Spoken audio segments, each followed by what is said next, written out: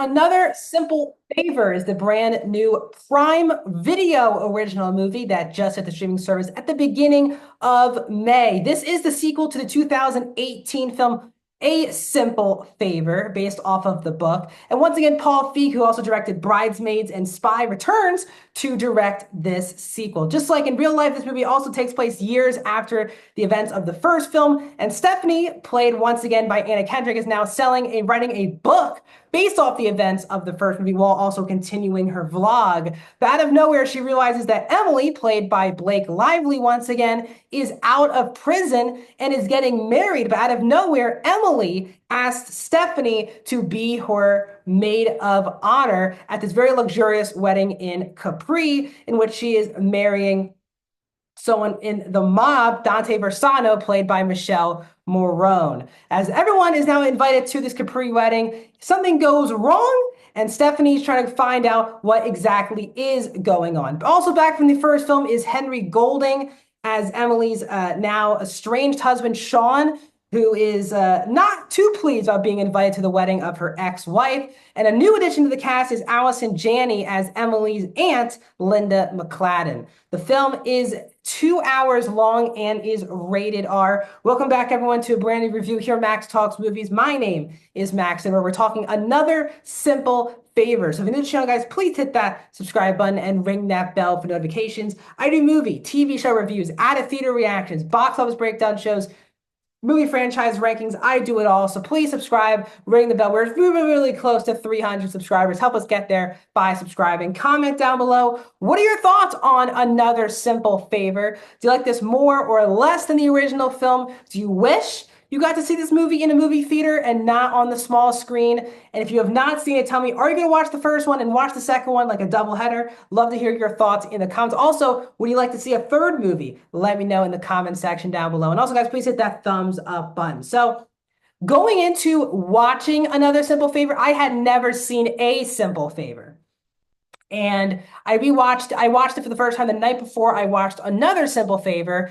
And while I think the movie is at times, very convoluted and stupid at times, I had a lot of fun with the soap opera aspect of the way the story was told, the twists and turns, the fun cast. So I was actually very excited for Another Simple Favor, and I'm probably once again going to be in the minority. I had just as good, if not a little less, good time with Another Simple Favor. I think this is honestly a very suitable sequel to A Simple Favor. So in Another Simple Favor, the location change to Capri gave the movie a lot more elegance to it, because in the first film it's trying to be a lot more grounded the most grounded that this franchise can be, which is this regular home. And really the elegance of the movie was the wealthiness of Emily, played by Blake Lively.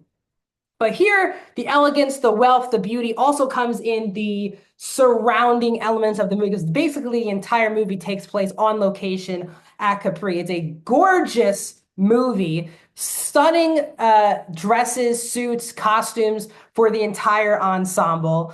And it gave the movie feeling very theatrical. I was actually kind of shocked they sent this movie straight to Prime Video after kind of a loose success was the original film.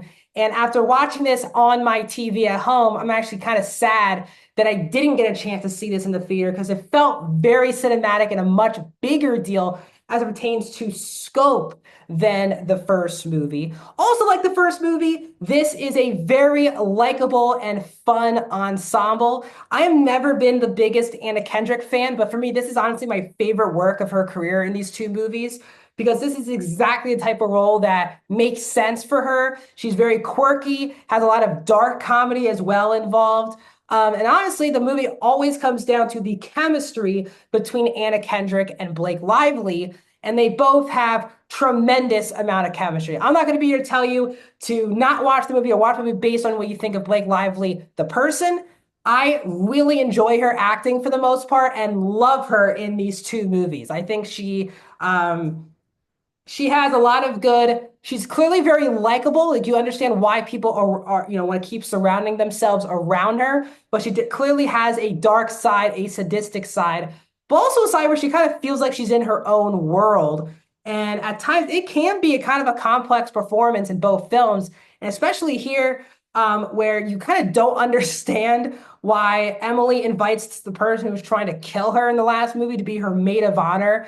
It gives the movie a lot of edge in the first act or so. And Henry Golding, who I liked in the first film, had an absolute ball. He was honestly my favorite part of the film. He is playing the drunk ex-husband who shows up to the wedding. He is a lot of fun as well. Overall, this movie, just like the first one, has a very soap opera-esque story where nothing really makes sense. It's very convoluted, extremely over the top. But for some reason, and this could just be me, these are the type of movies I usually don't like. But for some reason, I find myself having a very good time with this role. Do I understand that this is not even probably a good movie? Sure, but for some reason, I continue. This movie still has its charm that it had from the original film. Now, on a negative level, I do think this movie is too convoluted, has too many twists or turns, and the actual twists and turns of this movie are a lot more predictable than the twists and turns of the first movie. There were actually some really good twists and turns in A Simple Favor that I had a very good time with. Here, you can kind of tell where the story was actually going once it kind of hits full steam and the direction. The actual twists and turns, there's just, first of all, just way too many of them to a point where the movie just has to have so many exposition scenes in the third act to explain to you how events are happening. And it felt like the last, like there's a 20 to 25 minute portion that just feels like exposition, where it feels like you're watching like a PowerPoint video of exactly how these twists and turns are happening. I love twists and turns in movies. I just don't love being talked at, especially for how long this movie has to talk at you to make sure you understand what's going on. And even when you do understand what's going on, the movie is so convoluted where pieces just have to be at the same situation at the same time, or plans would not fall in the right direction. And I did think some of the new casting to the movie felt a little too on the nose for this franchise. And as I said, I think the movie kind of goes a bit all over the place. The first film is a lot more just focused on Stephanie, Emily, and Sean, but the side characters from the first film have a lot more to do here. Plus, there's a lot of new additional characters and gang wars. For me, they were just a little bit scattershot with the story and the plot and the characters. I liked the twists and turns better than the first one, but I also liked the more simple first film, while that also can be quite convoluted. So this is a very flawed movie, but I still have a good enough time with Another Simple Favor. I do like this movie slightly less than A Simple Favor, but I'm actually all here for this franchise and would continue to enjoy future films if they continue to do so. So overall, I'm going to give Another Simple Favor a 3 out of 5 stars. I am going to go 60% for Another Simple Favor. What are your thoughts on this movie? Let me know in the comment section. Subscribe, ring the bell, and I'll see you guys in the next video.